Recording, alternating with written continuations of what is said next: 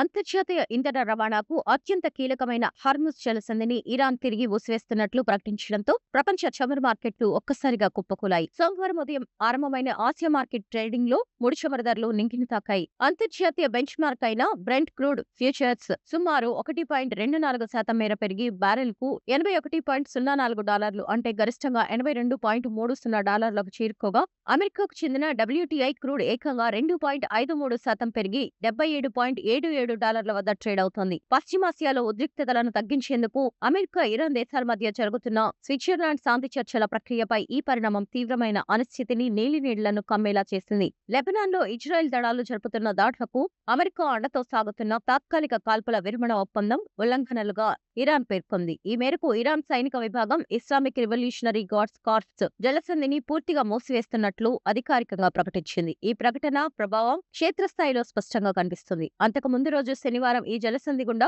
26 వాణిజ్య నౌకలు ప్రయాణించగా, ఆదివారం నాటికి ఆ సంఖ్య కేవలం 5 నౌకలకే పడిపోయినట్లు అంతర్జాతీయ షిప్పింగ్ డేటా వెల్లడించింది. ప్రపంచవ్యాప్త ముడి చమురు వినియోగంలో 5వ వంతు వాటా ఒక హార్ముజ్ జలసంధి నుంచే సరఫరా అవుతుండడం, దీనికి తోడు భారీగా ఎల్పీజీ గ్యాస్ ఎగుమతులు కూడా ఇక్కడి నుంచే జరుగుతుండడంతో ఈ ప్రాంతంలో చిన్న అంతరాయం ఏర్పడినా ప్రపంచవ్యాప్తంగా ఇంధన సంక్షోభం తలెత్తే ప్రమాదం ఉంది. గత ఏప్రిల్ నెలలో కుదిరిన కాల్పుల విరమణ ఒప్పందాన్ని మరో 60 రోజుల పాటు పొడిగించి మరింత విస్తృతమైన దౌత్య చర్చలు జరపాలని భావించిన తరుణంలో ఈ సంక్షోభం ముదిరింది. అమెరికా ఉపాధ్యక్షుడు జేడే వాన్స్ ఆదివారం ఇరాన్ ఉన్నతాధికారులతో నేరుగా ప్రాథమిక చర్చలు జరిపారు. మరోవైపు అధ్యక్షుడు డొనాల్డ్ ట్రంప్ మాత్రం చర్చలు విఫలమైతే ఇరాన్ పై తిరిగి కఠినమైన సైనిక చర్యలు ఉంటాయని హెచ్చరించడం ఉద్రిక్తతలకు మరింత పెంచింది. నౌకలు తమ ట్రాన్స్పాండర్లను ఆఫ్ చేసి ప్రయాణించే అవకాశం ఉన్నందున వాస్తవ రవాణా గణాంకాలపై భిన్నాభిప్రాయాలు వ్యక్తమవుతున్నప్పటికీ మార్కెట్ నిపుణులు మాత్రం రాబోయే రోజుల్లో చమురు ధరలు మరింత పెరిగే అవకాశం ఉందని, తాజా అప్డేట్ కోసం అంతర్జాతీయ ఫైనాన్షియల్ మార్కెట్ను నిశ్చితంగా పరిశీలించాలని సూచిస్తున్నారు.